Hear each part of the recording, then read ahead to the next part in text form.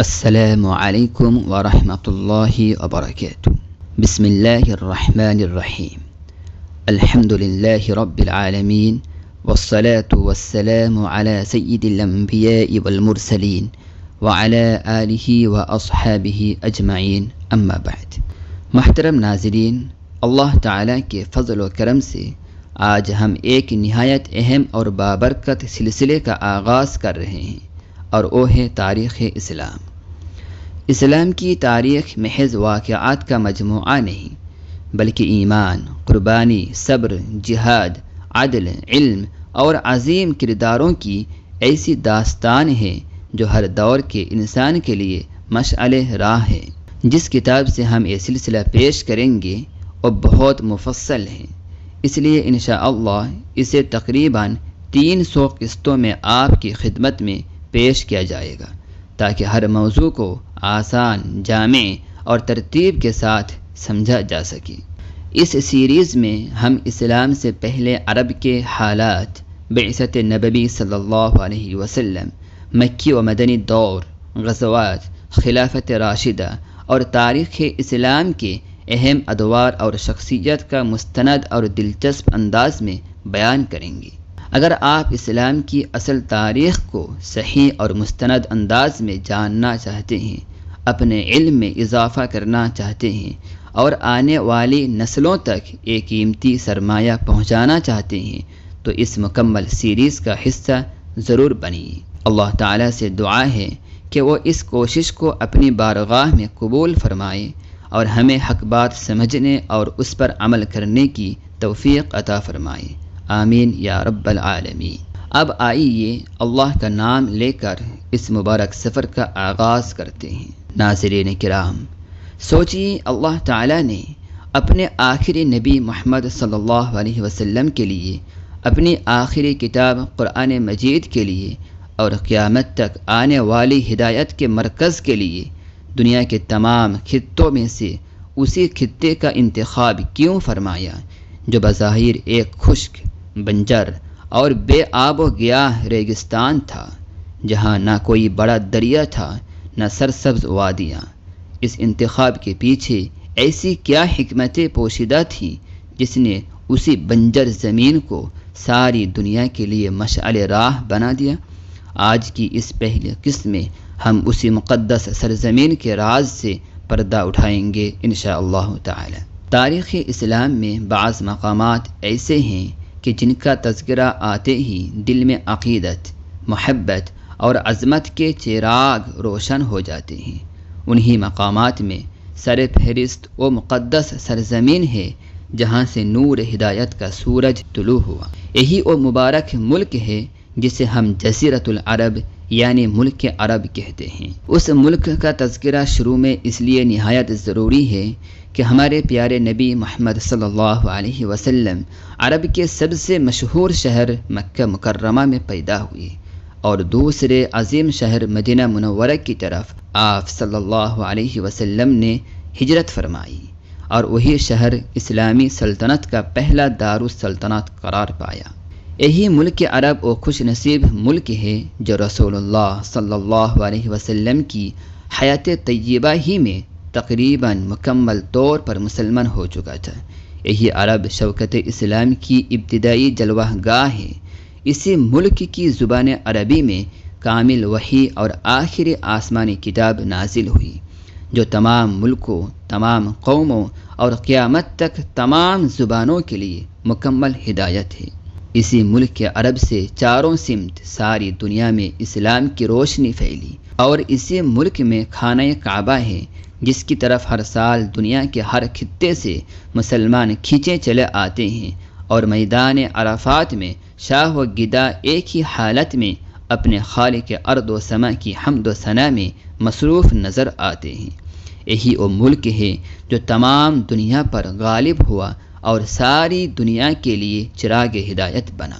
اگر آپ ایشیا کے نقشے پر نظر ڈالیں تو جنوب کی جانب ہندوستان سے مغرب کی طرف ایک بہت بڑا مستطیل نما جزیرہ نما نظر آئے گا، اسی کو جزیرۃ العرب کہتے ہیں۔ اس کی حدود اربعہ یہ ہیں: مشرق میں خلیج فارس اور بحر عمان، جنوب میں بحر عرب یا بحر ہند، مغرب میں بحر قلزم یعنی بحر احمر اور نہر سوائس، اور شمال میں ملک شام اور عراق۔ اس کا کل رقبہ 12-13 لاکھ مربع میل ہے، جس میں 4-5 لاکھ مربع میل صرف خالص ریگستانی اور غیر آباد رقبہ شامل ہے۔ اس کا سب سے مشہور ریگستان الربع الخالی یا الدہنہ کہلاتا ہے، جس کا رقبہ تنہا 2.5 لاکھ مربع میل ہے اور یہ وسط عرب میں مائل بجنوب و مشرق واقع ہے۔ اس عظیم ریگستان کے ارد گرد عرب کے مشہور صوبے آباد ہیں۔ الربع الخالی کے شمال میں الحسا اور بحرین کا صوبہ ہے۔ اس کے شمال و مشرق میں عمان کا صوبہ ہے، جس کا دارالحکومت اور مشہور شہر مسقط ہے۔ یہ بحر عمان کے ساحل پر واقع ہے۔ ربع خالی کے جنوب و مشرق میں حضرموت اور مہرہ کے صوبے ہیں، جو بحر عرب کے ساحل پر ہیں۔ اس کے جنوب و مغرب میں یمن کا مشہور صوبہ ہے، جس کا سب سے مشہور شہر صنعاء ہے۔ یہ بحر ہند اور بحر قلزم کے ساحل پر ہے اور اسی میں عدن اور جدہ کی بندرگاہیں واقع ہیں۔ ربع خالی کے مغرب اور یمن کے شمال میں نجران کا صوبہ ہے، جو بحر قلزم کے ساحل پر ہے۔ ظہور اسلام کے وقت یہ صوبہ ملک عرب میں عیسائیوں کا مرکزی مقام تھا۔ نجران کے شمال میں عسیر کا صوبہ ہے۔ نجران اور عسیر دونوں صوبہ یمن کے حصے سمجھے جاتے ہیں۔ عسیر کے شمال میں ساحل بحر قلزم پر ایک چھوٹا سا علاقہ تہامہ ہے، جو حجاز کا جنوبی حصہ سمجھا جاتا ہے۔ ربع خالی کے شمال میں مربع شکل کا نجد کا وسیع صوبہ ہے، جس کے مشرق میں بحرین، مغرب میں حجاز اور شمال میں صحرائے شام ہے۔ نجد کے جنوبی و مشرقی حصے کا نام یمامہ ہے۔ نجد کے مغرب اور بحر قلزم کے مشرق میں صوبہ حجاز واقع ہے، جس میں مکہ مدینہ اور جدہ و ینبو کی بندرگاہیں واقع ہیں۔ حجاز کے شمال و مشرق میں ایک چھوٹا سا علاقہ خیبر ہے اور شام و حجاز و نجد کے مابین حجر کا علاقہ ہے۔ ربع خالی کے اندر حضرموت و یمامہ کے درمیان الاحقاف ایک مشہور غیر آباد رقبہ ہے، جو کسی زمانے میں قوم عاد کا مسکن تھا۔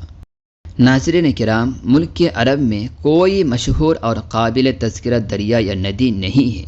تقریباً تمام ملک خشک، ریگستانی اور بنجر زمین پر مشتمل ہے۔ سمندر کے کنارے جو علاقے واقع ہیں، ان میں کچھ سرسبزی اور آبادی ہے۔ پانی کی نایابی نے درمیانی حصوں میں انسانی آبادی کو ناممکن بنا دیا ہے۔ صرف ایک نجد کا وسیع صوبہ ہے جو وسط ملک میں واقع ہے۔ نجد کا ایک سطح مرتفع ہے اور اس کے ریگستانوں کا سلسلہ ملک شام کے وسیع ریگستانوں سے جا ملتا ہے۔ ملک عرب میں جا بجا پہاڑوں کے سلسلے بھی ہیں، لیکن کوئی پہاڑ سرسبز و شاداب نہیں۔ البتہ بحر قلزم کے ساحلی صوبے یعنی یمن اور حجاز باقی تمام صوبوں پر شادابی میں فوقیت رکھتے ہیں۔ کل ملک عرب کی آبادی اس وقت 1.25 کروڑ کے قریب بیان کی جاتی تھی، یعنی فی مربع میل 10 آدمی۔ یہاں دھوپ سخت شدت سے پڑتی ہے، لو ایسی تند و تیز چلتی ہے کہ اس کا نام سموم یا زہریلی ہوا رکھا گیا ہے۔ انسان تو کیا، اونٹ جیسا ریگستانی جانور بھی سموم کا مقابلہ نہیں کر سکتا اور اس کے ایک جھونکے سے مر کر رہ جاتا ہے۔ اونٹ اس ملک میں بڑا کارآمد جانور ہے۔ سینکڑوں کوس تک پانی کا نام و نشان نہیں ملتا۔ اونٹ ریگستانی جہاز ہے، اسی پر بڑے بڑے سفر طے کیے جاتے ہیں۔ کھجور کے سوا کوئی قابل تذکرہ پیداوار نہیں۔ اس ملک کے باشندے اونٹ کے دودھ اور کھجور کے پھل پر گزران کر لیتے ہیں۔ آبادی کا ایک بڑا حصہ کھانا بدوشی کی حالت میں بسر کرتا ہے، اس لیے بڑے بڑے شہر بہت کم ہیں۔ ملک عرب میں قدیم سے سام بن نوح کی اولاد آباد رہی ہے۔ زمانے کے اعتبار سے مورخین نے باشندگان عرب کو 3 طبقوں میں تقسیم کیا ہے۔ ایک عرب بائدہ، دوسرا عرب عاربہ اور تیسرا عرب مستعربہ۔ بعض نے عاربہ اور مستعربہ کو ایک ہی قسم قرار دے کر صرف 2 قسمیں کی ہیں، عرب بائدہ اور عرب باقیہ۔ بعض نے 4 طبقے بیان کیے ہیں، عرب بائدہ یا عرب عاربہ، عرب مستعربہ، عرب تابعہ اور عرب مستعجمہ۔ پہلا طبقہ عرب بائدہ۔ عرب بائدہ سے مراد وہ قدیم ترین قومیں ہیں جو سب سے پہلے عرب میں آباد تھیں اور پھر ہلاک ہو گئی، ان کی کوئی نسل باقی نہ رہی۔ ان کے مختلف قبائل تھے جن کے نام عاد، ثمود، ابیل، عمالقہ، تسم، جدیس، امیم، جرہم، حضرموت، حضور، عبد سخم وغیرہ ہیں۔ یہ سب لاوز بن سام بن نوح کی اولاد سے تھے۔ ان کا تمام جزیرہ نما عرب میں دبدبہ رہا اور ان کے بعض بادشاہوں نے مصر تک کو فتح کیا۔ ان کے تفصیلی حالات تو تاریخوں میں نہیں ملتے، لیکن نجد و احقاف و حضرموت و یمن میں ان کی بعض عمارات، پتھروں کے ستون، زیورات اور سنگ تراشیاں آج بھی موجود ہیں جو بتاتی ہیں کہ اپنے زمانے میں یہ لوگ خوب طاقتور اور صاحب رعب و جلال تھے۔ ان میں سب سے مشہور قبیلہ عاد ہے۔ یہ قوم ارض احقاف میں رہتی تھی۔ عاد بن اوس بن ارم بن سام جس کے نام سے یہ قوم مشہور ہوئی، عرب کا سب سے پہلا بادشاہ تھا۔ اس کے 3 بیٹے تھے، ایک شداد، دوسرا شدید اور تیسرا ارم، جو ایک بعد دیگر بادشاہ بنے۔ علامہ زمخشری رحمہ اللہ تعالی نے اسی شداد بن عاد کے متعلق لکھا ہے کہ اس نے صحرائے عدن میں مدینہ ارام یا باغ ارام بنوایا تھا، مگر اس کا کوئی نشان آج تک نہیں ملتا۔ قرآن کریم میں بھی ارم کا ذکر آیا ہے، چنانچہ اللہ تعالی نے ارشاد فرمایا: أَلَمْ تَرَ كَيْفَ فَعَلَ رَبُّكَ بِعَادٍ إِرَمَ ذَاتِ الْعِمَادِ الَّتِي لَمْ يُخْلَقْ مِثْلُهَا فِي الْبِلَادِ۔ کیا تم نہیں دیکھا کہ تمہارے پروردگار نے عاد ارم کے ساتھ کیا کیا، جو بڑے ستونوں والے تھے کہ ان جیسی قوم ملکوں میں پیدا ہی نہیں کی گئی۔ اسی قوم عاد کی طرف حضرت ہود علیہ السلام کو اللہ تعالیٰ نے پیغمبر بنا کر بھیجا۔ قوم نے نافرمانی کی اور عذاب الہی سے ہلاک ہوئی۔ عاد کے بعد ابیل، عمالقہ، ثمود وغیرہ کی حکومتیں رہیں۔ قوم ثمود یا قوم محمود کی طرف حضرت صالح علیہ السلام مبعوث ہوئی۔ ثمود کا مقام حجر میں تھا، تسم اور جدیس کا مقام یمامہ تھا، عمالقہ کا مقام تہامہ تھا اور قبیلہ جرہم کا مقام یمن تھا، یہاں تک کہ یعروب بن قحطان نے ان کا خاتمہ کر کے ایک نئے دور کا آغاز کیا۔ دوسرا طبقہ عرب عاربہ۔ یہ طبقہ قحطان کی اولاد سمجھا جاتا ہے۔ کہا جاتا ہے کہ قحطان سے پہلے نوح علیہ السلام تک کسی کی زبان عربی نہ تھی۔ قحطان کی اولاد نے عرب بائدہ سے عربی زبان حاصل کی۔ قحطانی قبائل 2 حصوں میں منقسم ہیں، ایک یمانیہ اور دوسرا ازدیہ۔ قحطان کے نسب میں علماء کا اختلاف ہے، لیکن زیادہ محقق اور قابل قبول قول یہی ہے کہ قحطان اور یقطان ایک ہی شخص کے 2 نام ہیں۔ قحطانی قبائل کا اصلی اور قدیمی وطن یمن سمجھا جاتا ہے۔ ان میں حمیری اور ازدی قبائل بہت مشہور ہیں۔ قبائل ازد میں شہر سبا اور جنوبی عرب کی حکومت رہی۔ انہوں نے یمن کی آبادی اور سرسبزی کے لیے بڑی کوششیں کی۔ انہی میں ملکہ بلقیس تھی جو حضرت سلیمان علیہ السلام کی معاصر تھی، اور انہی میں ملوک تبابعہ ہوئے جو یمن و حضرموت پر حکمران تھے۔ انہی ازدی قبائل میں سے ایک قبیلے نے مدینہ کی طرف آ کر سکونت اختیار کی، اور خزاعہ نے مکہ کی طرف آ کر وہاں پہلے سے آباد قبیلہ جرہم کو شکست دی۔ ازد کا بیٹا تہامہ میں آباد ہوا۔ خزاعہ کے ایک بیٹے عمران کی اولاد عمان میں جا بسی جو ازد عمان کہلائی، اور دوسرا بیٹا غسان شام کی سرحد پر جا کر آباد ہوا اور وہاں اپنی حکومت قائم کی۔ یمن میں قحطانی سلاطین کی حکومت 7ویں صدی عیسوی تک قائم رہی۔ تیسرا طبقہ عرب مستعربہ۔ اس طبقے سے مراد بنو عدنان یا اولاد اسماعیل علیہ السلام ہیں۔ یہ لوگ باہر سے عرب میں آ کر آباد ہوئے، اس لیے ان کو عرب مستعربہ یعنی مخلوط عرب کہا گیا۔ حضرت ابراہیم علیہ السلام کی مادری زبان عجمہ تھی۔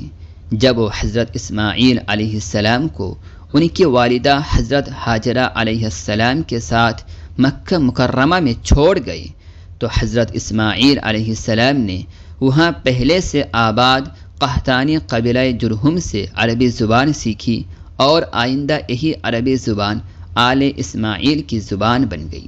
حضرت اسماعیل علیہ السلام کی عمر 15 سال تھی کہ ان کی والدہ حضرت ہاجرہ علیہ السلام کا انتقال ہو گیا۔ والدہ کی وفات کے بعد انہوں نے شام کی طرف جانے کا ارادہ کیا، مگر قبیلہ جرہم نے ان کا نکاح عمرہ بنت سعید بن اسامہ سے جو خاندان عمالقہ سے تھی کر دیا۔ کچھ عرصے بعد حضرت ابراہیم علیہ السلام تشریف لائے اور ان کے اشارے پر حضرت اسماعیل علیہ السلام نے اس بیوی کو طلاق دے کر قبیلہ جرہم میں سیدہ بنت مضاد بن عمر سے نکاح کر لیا۔ اس کے بعد اللہ کے حکم سے دونوں باپ بیٹے نے حضرت آدم علیہ السلام کی بنیادوں پر خانہ کعبہ کی تعمیر شروع کی۔ حضرت ابراہیم علیہ السلام معمار کا کام کرتے تھے اور حضرت اسماعیل علیہ السلام گارا اور پتھر اٹھا کر دیتے تھے اور دونوں یہ دعا کرتے جاتے تھے، ربنا تقبل منا انک انت السمیع العلیم۔ جب دیوار بلند ہوئی تو حضرت ابراہیم علیہ السلام ایک پتھر پر کھڑے ہو کر کام کرنے لگے، وہی پتھر آج مقام ابراہیم کہلاتا ہے۔ جب کعبہ تکمیل کے قریب پہنچا تو حضرت ابراہیم علیہ السلام نے فرمایا کہ کوئی نمایاں پتھر لاؤ جو رکن میں نصب کیا جائے۔ حضرت اسماعیل علیہ السلام حضرت جبرائیل علیہ السلام کی رہنمائی میں جبل ابو قبائس سے حجر اسود لے آئے، جسے رکن میں نصب کر دیا گیا۔ کعبہ کی تعمیر کے بعد دونوں بزرگ ایمان والوں کو ساتھ لے کر منا و عرفات کی طرف گئے، قربانی کی اور طواف کیا۔ پھر حضرت ابراہیم علیہ السلام ملک شام کی طرف لوٹ گئے اور تا حیات ہر سال حج کے لیے آتے رہے۔ حضرت اسماعیل علیہ السلام نے آخر تک مکہ مکرمہ میں ہی سکونت رکھی۔ توریت کی روایت کے مطابق آپ کی وفات 137 سال کی عمر میں ہوئی۔ آپ کے 12 بیٹے تھے جن کی نسل اتنی بڑھی کہ مکہ میں نہ سما سکی اور تمام حجاز میں پھیل گئی۔ کعبہ کی تولیت اور مکہ کی سیادت مسلسل بنی اسماعیل سے متعلق رہی۔ حضرت اسماعیل علیہ السلام کی نسل میں ان کے بیٹے قیدار کی اولاد میں ایک شخص عدنان ہوئی۔ عدنان کی اولاد ہی تمام مشہور قبائل عرب پر مشتمل ہے، اس لیے عرب مستعربہ کو عدنانی یا آل عدنان کہا جاتا ہے۔ عدنان کے بیٹے کا نام معاد اور پوتے کا نام نزار تھا۔ نزار کے 4 بیٹے تھے جن سے تمام عدنانی قبائل نکلے، اس لیے عدنانی قبائل کو معدی اور نزاری بھی کہتے ہیں۔ عدنانی قبائل میں ربیعہ اور مضر بہت مشہور ہوئے۔ مضر کے مشہور قبیلہ کنانہ میں فہر بن مالک تھے جن کو قریش بھی کہا جاتا تھا۔ قریش کی اولاد میں بہت سے قبائل ہوئے جن میں بنو سہم، بنو مخزوم، بنو جمح، بنو تمیم، بنو عدی، بنو عبد الدار، بنو زہرہ اور بنو عبد مناف زیادہ مشہور ہوئے۔ عبد مناف کے 4 بیٹے تھے، عبد شمس، نوفل، مطلب اور ہاشم۔ ہاشم کی اولاد میں نبی کریم محمد بن عبداللہ بن عبد المطلب بن ہاشم پیدا ہوئے جو نبی آخر الزماں ہیں اور جن کی امت کے حالات ہی اس سیریز میں بیان کرنا مقصود ہے۔ عبد شمس کے بیٹے امیہ تھے جن کی اولاد بنو امیہ کہلائی۔ جب عدنانی قبائل خزاعہ سے مغلوب ہو کر مکہ سے نکلے تو مختلف مقامات میں پھیل گئے۔ بنو بکر بحرین میں، بنو حنیفہ یمامہ میں، بنو تغلب سواحل فرات پر، بنو تمیم الجزیرہ میں، بنو سلیم مدینہ کے نواح میں اور بنو ثقیف طائف میں آباد ہو گئی۔ مکہ اور اس کے نواح میں عدنانیوں میں سے صرف قبائل قریش رہ گئے، لیکن ان میں بھی کوئی اتفاق نہ تھا۔ 5ویں صدی عیسوی میں قصی بن کلاب نے تمام قبائل قریش میں اتفاق پیدا کر کے نہ صرف مکہ بلکہ تمام حجاز پر اقتدار حاصل کر لیا۔ خانہ کعبہ کی تولیت پھر آل عدنان میں آ گئی۔ قصی نے خانہ کعبہ کی مرمت کی اور اپنے لیے ایک محل بنوایا جس کا ایک بڑا کمرہ لوگوں کے مشورے کے لیے مخصوص تھا۔ اس کا نام دار الندوہ رکھا گیا۔ یہیں بیٹھ کر قصی کاروبار حکومت انجام دیتے تھے۔ قصی نے یہ بھی تجویز کیا کہ حج کے موقع پر 3 دن تک حاجیوں کو کھانا کھلایا جائے اور تمام قریش اس کے اخراجات کے لیے چندہ جمع کرے۔ غرض قصی کو مکہ اور حجاز میں دینی اور دنیاوی دونوں قسم کا اقتدار حاصل تھا۔ آخر کار سن 480 عیسوی میں قصی اس دنیا سے رخصت ہو گئی۔ ان کے بعد ان کا بیٹا عبدالدار مکہ کا حاکم بنا۔ اس کی وفات کے بعد اس کے پوتوں اور اس کے بھائی عبد مناف کے بیٹوں میں حکومت کے لیے جھگڑا ہوا۔ بااثر لوگوں نے فیصلہ کیا کہ عبد مناف کے بیٹے عبد شمس کو آب رسانی، چندہ اصولی اور حاجیوں کی میزبانی کا کام دیا جائے اور عبدالدار کے پوتوں کو فوجی انتظام، کعبہ کی حفاظت اور دارالندوہ کی نگرانی دی جائے۔ چند روز بعد عبد شمس نے اپنے تمام حقوق اپنے چھوٹے بھائی ہاشم کو دے دیے۔ ہاشم اپنی تجارت، دولت اور سخاوت کی وجہ سے اہل مکہ میں بہت ہر دل عزیز تھے۔ انہوں نے قریش کو تجارت کی ترغیب دی۔ ہاشم نے مدینہ کے ایک سردار کی بیٹی سے شادی کی۔ اس کے بطن سے ایک لڑکا پیدا ہوا جس کا نام شیبہ رکھا گیا۔ یہ ابھی بچہ ہی تھا کہ ہاشم کا انتقال ہو گیا اور ان کا بھائی مطلب مکہ کا حکمران بنا۔ شیبہ مدینہ میں پرورش پاتا رہا۔ جب مطلب کو معلوم ہوا کہ بھتیجا جوان ہو گیا ہے تو وہ خود مدینہ گیا اور اسے لے کر مکہ آیا۔ جب مطلب اپنے بھتیجے شیبہ کو لے کر مکہ میں داخل ہوا تو لوگوں نے غلطی سے سمجھا کہ مطلب کا غلام ہے۔ مطلب نے کہا یہ میرا بھتیجا ہے، ہاشم کا بیٹا ہے، مگر لوگ اسے عبد المطلب یعنی مطلب کا غلام ہی کے نام سے پکارتے رہے اور آخر شیبہ بن ہاشم کا نام عبد المطلب ہی مشہور ہو گیا۔ عبد المطلب کے اخلاق، عزت و شہرت سب اپنے باپ ہاشم کا نمونہ تھے۔ امیہ کے بیٹے حرب کو ان کا اثر و اقتدار گرا گزرا اور اس نے مقابلے کی دعوت دی۔ منصف نے فیصلہ عبد المطلب کے حق میں دیا، جس سے بنی امیہ اور بنی ہاشم کے درمیان عداوت اور بڑھ گئی۔ عبد المطلب کے زمانے میں حبشہ کی فوج نے اپنے سردار ابرہہ کے زیر کمان کعبہ پر چڑھائی کی۔ یہی فوج اصحاب الفیل کے نام سے موسوم ہوئی، جو قدرتی اور آسمانی عذاب سے ہلاک و برباد ہوئی۔ عبد مناف تمام ملک کے عرب میں سب سے زیادہ شریف و کریم تسلیم کیے جاتے تھے۔ ان کا اصل نام مغیرہ تھا۔ ان کو قمر اور سید بھی کہتے تھے، چونکہ ان کے بھائیوں کے نام عبدالدار اور عبدالعزیٰ تھے، اس لیے ان کو عبد منات کے نام سے پکارا جانے لگا۔ پھر عبد منات سے ان کا نام عبد مناف مشہور ہو گیا۔